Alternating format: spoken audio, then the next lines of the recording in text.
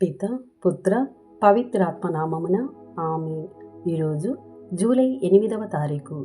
మత్తయి సువార్త 10వ అధ్యాయము 1వ వచనము నుండి 7వ వచనం వరకు. యేసు తన 12 శిష్యులను చెంతకు పిలిచి దుష్ట ఆత్మలను పారద్రోలుటకు సకల వ్యాధి బాధలను పోగొట్టుటకు వారికి అధికారమునిచ్చెను. ఆ 12 అపోస్తలుల పేర్లు ఇవి.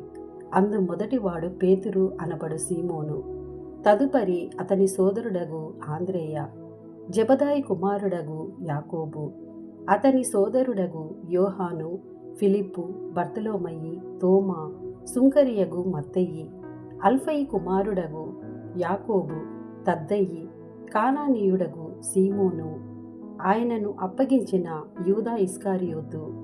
యేసు ఈ 12 శిష్యులను పంపుచు వారికి ఇట్లు ఆజ్ఞాపించెను: అన్యజనులుండు ఏ ప్రదేశములలోనూ అడుగు మోపవలదు. సమరయుల ఏ పట్టణమునను ప్రవేశింపరాదు. కాని చెదిరిపోయిన గొర్రెల వలెనున్న ఇజ్రాయేలు ప్రజల యొద్దకు వెళ్ళి పరలోక రాజ్యము సమీపించినదని ప్రకటింపుడు. ఇది ప్రభుని వాక్కు. సర్వేశ్వరునికి వందనములు.